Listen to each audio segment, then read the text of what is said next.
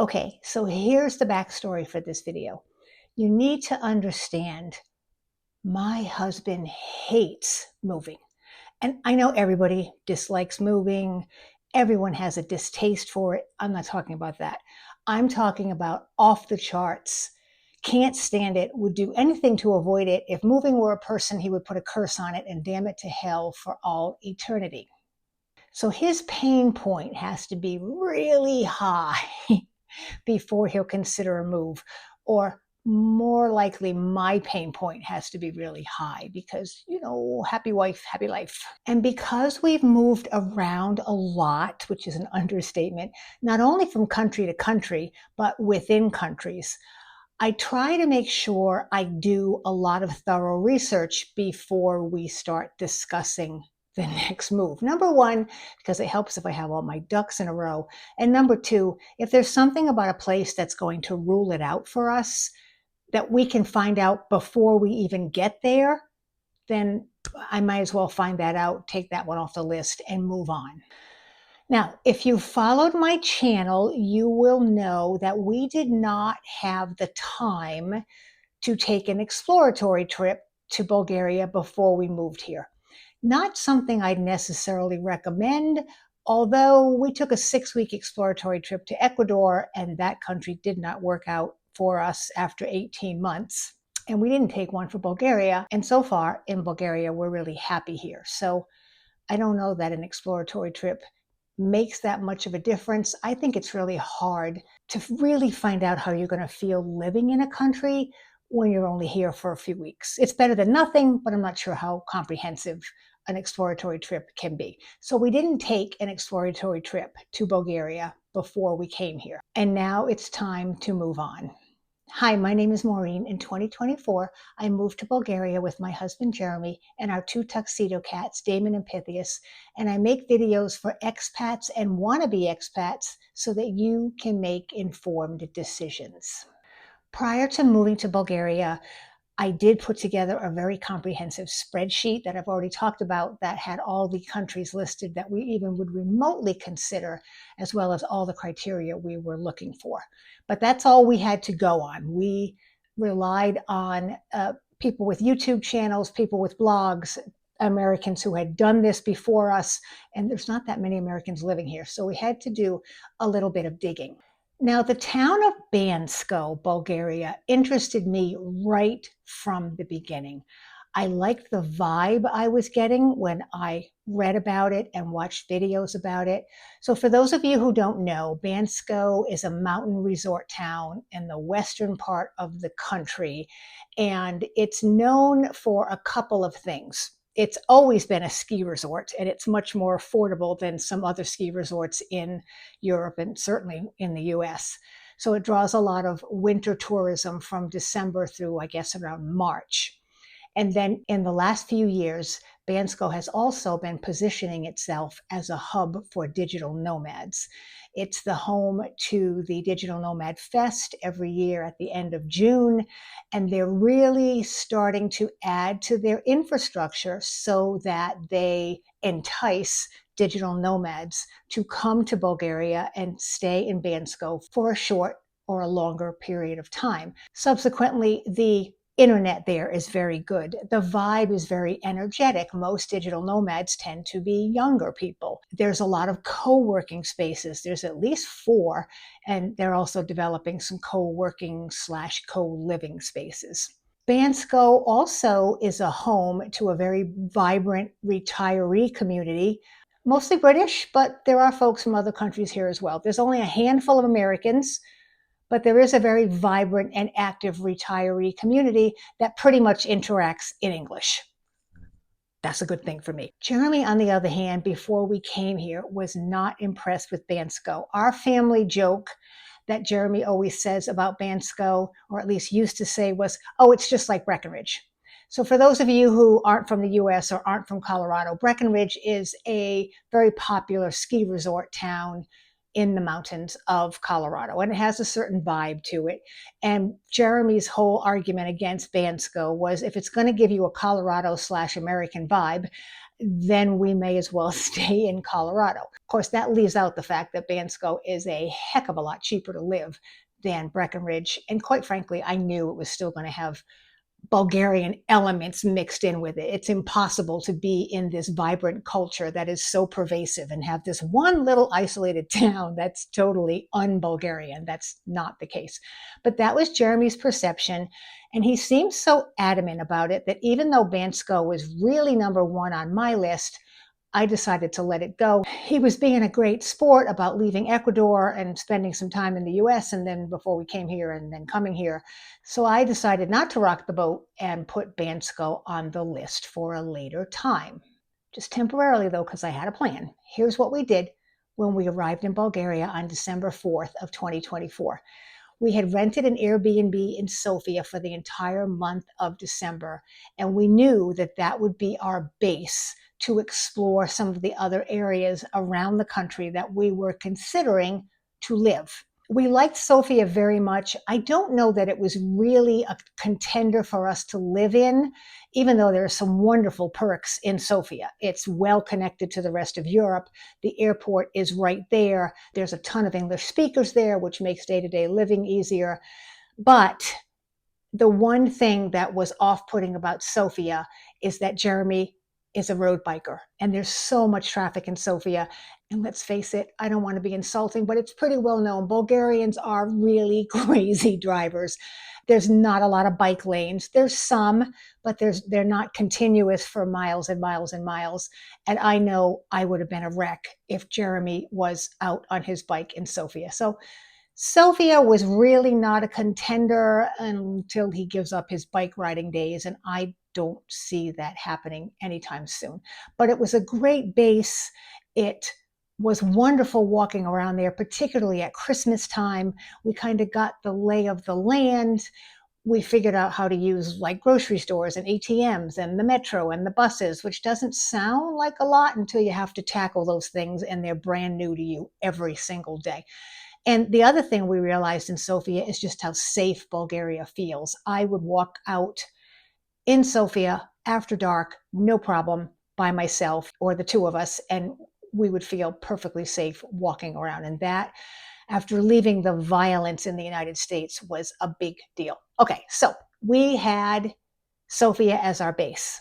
Our first city to visit was Veliko Tarnovo. I hope I pronounced that right. We found that pretty, charming. The old town is wonderful, and there's cats all over the place. Everybody takes care of the cats. Everybody puts food out for them. So these cats are like community property. It was great. We loved that part. But the vibe of the city, I can't explain it. It's a chemistry thing. It's like online dating. You have to just find the right one. And the chemistry of it, it didn't click with us. It was a great place to visit, but we couldn't see ourselves settling down there. So we had a wonderful long weekend there. We did look at some apartments and got a feel for pricing and what was available. And we came back to Sofia, left the door open, but I think in our heart of hearts, we knew that Veliko Tarnovo was not going to be for us. Plovdiv was next, and as most of you know, that's where we ended up renting an apartment. And I did promise Jeremy that wherever we went, I would commit to a year. The poor guy just can't handle moving any more frequently than that. So I committed to a year in Plovdiv. We rented a great apartment. There's a house tour of our apartment. I'll put a link to that up above if you want to see the apartment that we're living in and what we pay for it. So we signed a one-year lease on this apartment beginning January 1st. We moved in a little bit early and are committed to staying here through the 31st of December of this year, which is 2025. But I didn't give up on Bansko. Plovdiv is known for getting very warm in the summer. It's in a valley. And I knew that when we came here. We prefer the mountains where you get up higher in elevation and it's a little cooler in the summer. And we also like the four seasons. We like winter. I mean, as long as it's not a brutal, we don't want like a Midwestern winter where it goes on for months on end. But snow in the winter, we're used to that. We like it. So we enjoy the four seasons. And Plovdiv would have given us the four seasons. They get a little bit of snow here, not as much as areas at higher elevation in Bulgaria, but they do have the four seasons. It is now the last week of October, and the fall colors here, which are not as vibrant as in Vermont, which is where I lived for many years when my kids were small, they're still pretty darn good. There's nothing to sneeze at. So I would give the Plovdiv fall 8.5. It's actually very pretty, and the colors in the mountains and the rhodopes are just beautiful, the leaves on the trees. But to get back to the summer, we knew it was going to get hot, and I knew I was going to have a hard time with the heat, and I knew Jeremy was too. So I suggested around the middle of May that we rent a place in Bansko for the hottest months of summer, which would be July and August. And oh, by the way, while we were at it, may as well go out there for the last week of June so I could attend the Nomad Fest. So we ended up renting just a tiny, very tiny, too tiny for us, but that's another story. We managed apartment in Bansko from like the 22nd, 23rd of June all the way through to the 31st of August. We had a good 2+ months to stay in Bansko and really see if it was going to feel right for us for a longer term stay. Here's what I love about Bansko. It's much smaller than Plovdiv. It is totally walkable. There are taxis there. There are no buses because you don't need them. But everything is within, depending on if you stay in the center of town, in the heart of town, everything you really need is within a 10 or 15-minute walk. And if you really wanted to go further afield, you could go 25, 30 minutes. And I think you'd hit probably every place in town. It's also surrounded by natural beauty. Pirin National Forest backs right up to it. As a matter of fact, our apartment that we stayed in actually backed up to the forest. You could go out our back door and through a gate in the fence and you were in the forest. It was just right there. It was wonderful. Plus, there's a ton of stuff to do there. Because there's two distinct communities there, and I fit into both of them. So I fit into the digital nomad community because we still have a business and I still maintain and grow that business online. So I really enjoy interacting with people who are working remotely. We have a lot in common, and most of these people are also well-traveled, and Jeremy and I are well-traveled, so we have that in common. Plus, I just like having friends of various ages. I don't want to hang out with everybody over 60. Don't get me wrong, people over 60 are great. I'm over 60, but I like that younger energy as well. So the digital nomad population in Bansko gives me that. And there's all kinds of events that are set up by and for the digital nomad community. The co-working spaces that are there they have Friday night cocktails and they have beer night and they have go to the thermal baths, and there's something going on all the time. So you have that piece of things. Then you have the mostly British retirees, and they're also very active. There's a hiking club. There's a supper club. Some of the folks go to a boot camp, an exercise fitness program. There are people there who are interested, English speakers, who are interested in everything. So Jeremy has found a photography buddy. Jeremy is a very talented photographer, and he can sit and talk about whatever it is photographers talk about until the cows come home, as long as it's not with me. So we always like to find him a photo buddy. In the summer, there was a concert in the town square every single weekend, starting in July, which was great. And then there's just all kinds of things to see as you're walking around. There's outdoor cafes. You can sit and people watch in Bansko for hours and never get bored. Additionally, many people in Bansko speak English. The Bulgarians speak English. And that's because it is a tourist town. It's a resort town. And obviously, if there are people coming from all over the world, then you need to speak more Bulgarian. So in restaurants, we had no trouble communicating in English. In the drugstores, not so much grocery stores, but I don't have to communicate in English in grocery stores. I can figure it out in Bulgarian. But drugstores, even some of the taxi drivers, I was surprised. I would say about maybe 50, 60% of the taxi drivers that we met up with in the summer knew at least some English. One guy's English was really good, and I always ask where they learned it. Most of them say they learned it from watching Western TV. And I don't remember where this guy said he learned it. He's got an interesting combination of jobs. He drives a taxi in the summer, and in the winter, he's a ski instructor on the mountain. So he obviously needs to speak English so he can instruct his students. So I thought that was really cool. All in all, it's a little easier to get by there. If your Bulgarian is very rudimentary, like mine is. The Sunday market is also not to be missed. I would call it a farmer's market. They don't really have that expression as far as I know here, but if you're an American and I tell you it's a farmer's market, you know exactly what it looks like. Everybody comes to a spot just adjacent to the town square. They set up their tents and they sell the freshest and most beautiful produce, honey, peanut butter, beans, cheese, olives, anything fresh is there. And that's every Sunday morning. That's where we did most of our grocery shopping when we were there over the summer. And then anything we had to supplement, we just went to the mainstream grocery store. It still took Jeremy a few weeks to warm up to the place, which was very surprising to me because it has everything there that he loves. There's tons of photography opportunities. It's just breathtakingly gorgeous. It looks like the Alps. There's just mountains everywhere. There's lots of places for him to ride his bike, not only on his long road bike treks that he does outside of town, but even around town because it's a smaller town. It's perfectly safe if I have to send him on an errand to the grocery store. If I need something quickly, I don't have to worry that he's going to get hit when he goes to run a simple errand. So there's plenty of places, both short and longer duration, where he can ride a bike. Tons of places to hike. As I mentioned, we could walk out our back door of our apartment and the national forest is right there. I think you could live there for a year and never explore all of the hiking trails that are there. I was a little surprised that it took him so long to warm up to Bansko. And I think the only reason that he was holding himself back was he had that, but it's just like Breckenridge mindset. I think that tape was playing over and over in his head, and he had to get past that. The only other thing that he professed any sort of distaste for, I would say distaste is probably even too strong of a word. Bansko, because it is a resort town, it can be somewhat transitional. A lot of people own apartments there. They don't live in them year round. They either rent them out or maybe they just come for the ski season or whatever. And he felt that a lot of the apartments were kind of slapped together, not real well made. And some of them are. I mean, the one that we stayed in was just okay.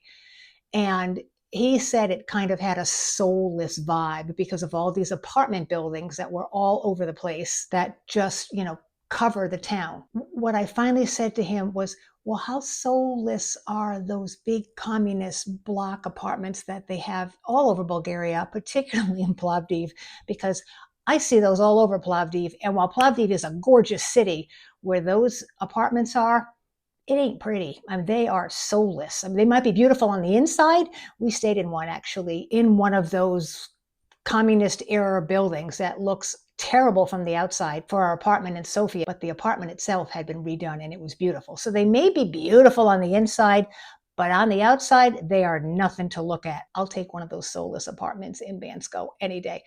So I don't know how much of a factor that was, particularly since Bansko does have a beautiful old town, which is not full of soulless apartment buildings. It's beautiful homes and gardens and just absolutely gorgeous. So it did take Jeremy a few extra weeks, but after he came around, the day I really noticed it was he was talking to our daughter Alyssa on the phone. So it would have been the beginning of August. So we had been there a good 6 weeks by then.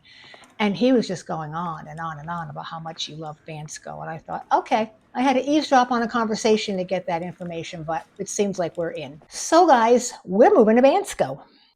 Now, just because we have chosen Bansko does not mean we didn't like Plovdiv. And it also doesn't mean that Plovdiv wouldn't be perfect for you. So I thought I would do a little quick comparison between the two locations, just so you can get a sense about what we felt was missing for us in Plovdiv and that we hope to find in Bansko. So first of all, let's talk about Plovdiv. It is a gorgeous city. It's the oldest continually inhabited city in Europe. Plovdiv really shows the pride that the Bulgarian people have in that heritage. There are ruins here from past civilizations, from the Ottomans going back to the Romans and the Byzantines, and They are very carefully preserved. They're beautiful, they tell a fascinating story, and I just find them incredibly enthralling. And I like to hear the stories about the Roman Stadium and how it was excavated really not that long ago. I think it was late 70s. I'll look it up. The old town in Plovdiv is so much fun to walk around. It's charming. It's a little hard on the feet because it has those rocky streets, but once you get used to that, it's absolutely wonderful. You kind of walk around and your head's going all over the place because there's so many beautiful buildings, and you can take a tour and they'll explain the heritage and the history of the buildings that you're looking at.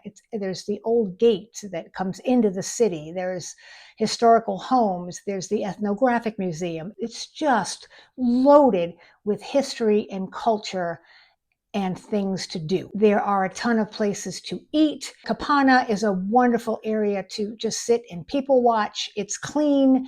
The park that's downtown is huge. It's clean. They've got the singing fountains at the pond in the summer. It's just amazing what there is to catch your eye here in Plovdiv. Nonetheless, Plovdiv didn't check all the boxes for us the way I think that Bansko is going to do. Number one, and this has a lot to do with where we live in the city. So Plovdiv is a much larger city than Bansko. Bansko's got like less than 10,000 full-time residents. Plovdiv has got, 300,000. And our apartment, while it is in the city proper, is on the southern edge of the city. And remember, we don't have a car. So it's a good, if you count walking, waiting for the bus and taking the bus and walking on the other end, it can be anywhere from 25 to 40 minutes to get to the heart of the city. And that sometimes discourages us from going out and doing things. We picked this apartment because it's on the outskirts and it's quiet. And I'm not sorry that we did that. But in the winter, when it's a little chilly, and if you come out of a bar or a restaurant or a concert and it's going to be dark and you have to wait for a bus or call a cab and wait for that, it's just really easy for me to talk myself out of that. So that was one downside, which quite honestly, we could have rectified by moving closer to the downtown area. Then we would have had to give up the peace and the solitude that we have from living on the edge of town. We didn't want to do that. So that was a factor. Overall, my sense is that the English-speaking community in Bansko is more active than what's in Plovdiv. We've met some wonderful people in Plovdiv, but I haven't found that they are as organized and they don't put together as many activities as they do in Bansko. I swear there's an activity in Bansko probably almost every night of the week. In Plovdiv, we have the jazz club has a meetup every Wednesday evening, which is great. We went to that several times. We met some wonderful people, but I never really felt like things took off from there. Now, of course, did I schedule any events? The heck no. So that's on me. It seemed a bit more challenging here to find organized events that expats put together. Now there's festivals every weekend, there's all kinds of places to go, and we did participate in those, but that would be just the two of us. We never really fostered a solid group of friends here. Lots of acquaintances, but not a solid group of friends that we could do things with on a regular basis. And we did that in Bansko within the first 3 weeks. So Bansko just seems like a better fit for us in terms of that aspect of our lives. And then the big thing, which was the reason we went to Bansko in the first place, supposedly, is it is cooler there in the summer. You really don't need air conditioning. There was plenty of circulating air with a fan and an open window. We had a couple of hot days in July. That was their hot spell. It seems like the older I get, the more problems I have with the sun in the summer months. I just can't, I don't know whether it's a heat thing or an intensity thing, but I find that I have to stay out of the sun during the brighter parts of the day, which is fine. That's when I stay home and make YouTube videos. But then going out at night in Bansko, oh, it's wonderful. I mean, it's just wonderful. There's a little breeze and everyone's out and it's got a great family atmosphere. Can you tell I really like Bansko? And then the other thing I already touched upon is because Bansko is a tourist town, there are a lot more English speakers there, and that makes accomplishing your daily errands a lot easier. In Plovdiv, I can usually find an English speaker, but I sometimes have to hunt. I know where the pharmacy is that has an English-speaking pharmacist, and I know other places I can go. But if it's a new type of a store or a new type of environment, that I'm going into, I either have to rely on Google Translate or ask if they speak English. So I preface most conversations in Plovdiv with, do you speak English? Because I don't want to assume, I don't expect Bulgarians to speak English. When they do, that's a perk. That's a blessing for me. It's one less thing I have to juggle. So I make it a point to ask, do you speak English, before I just start babbling away in English. In Bansko, I hardly ever had to say that. I just knew that people in the service industry there who dealt with foreigners would know how to speak English. That just makes life a whole lot easier. Bansko and Plovdiv are about the same distance from Sofia, so getting to the airport, no change, just a different bus. I looked on Numbeo to compare the cost of living between the two areas. And the interesting thing is, according to Numbeo, which is usually spot on, it says that the cost of living in Bansko is about 20% less than it is in Plovdiv. And I found that surprising. We did rent an apartment in Bansko that we're set to move into by the middle of December. And I'll give you a house tour of that and tell you about that in another video. Our rent in Bansko is considerably higher than it is in Plovdiv. However, the apartment is much bigger. What we basically had to do, because we both need an office to work in, and we want, living room space, and we both like to cook. What we in effect did was we found the floor of a house, what we would call in the US a duplex, what they call in Bulgaria the floor of a house, that actually used to be two separate apartments, two small separate apartments. And we were able to negotiate with the owner and rent those two small apartments as one apartment. So I would expect it to cost more than our one apartment here in Plovdiv. I'll do a house tour video and talk about those expenses there. So our housing cost is going up. Overall, I was surprised at the 20% difference, but I think it was because where we stayed in the summer was at the south end of town, down by the ski resort. And it was in a building, one of those soulless apartment buildings, and it had a big, huge hill to get up to the back of it. And the street going up to the apartment building also had a big, huge hill. And it was a good at least 15 to 20 minute walk to get to any kind of a grocery store that's bigger than a mini mart. The store that we shopped at the most is called Grosh, and I loved Grosh. Grosh has a lot of American style items, but their prices are a little bit higher, as they should be for the items that they sell. And we shopped there primarily in addition to going to the Sunday market. But the Sunday market could only hold us for so long because we had one of those teeny tiny apartment refrigerators in our apartment, the ones that are like waist high. We couldn't buy enough produce to last us a week because it wouldn't fit in the refrigerator. Plus, I've been told, and we actually witnessed firsthand, that the produce there is so fresh. It doesn't have preservatives and all kinds of chemicals on it. So it doesn't keep very long. It starts to go bad. So if we bought stuff on a Sunday, it might last us to Wednesday or Thursday, and then I'd have to go supplement paying higher prices at the markets during the week to make sure we had enough to last us through the weekend. Where our new apartment is closer not only to the Sunday market, but it's closer to other smaller produce stands that we didn't have easy access to. I think that's why our grocery bill went up in Bansko. The other reason is the kitchen in that apartment was the size of a postage stamp. It had a 2-burner stove. It had like no cupboards. I mean, you didn't have an oven. So I didn't cook. I mean, some spaghetti with ragu, some scrambled eggs, some, burritos. We just didn't do a lot of cooking. We ate way more pre-made and processed foods than probably are healthy for us, and they also cost more. Once we get to Bansko full time and have a decent sized kitchen to function in, and then hopefully we'll see our grocery prices go down. So that remains to be seen. All in all, I think Plovdiv is a great city for expats that don't require or want a lot of other expat interaction. History buffs, I mean, it's all over the place.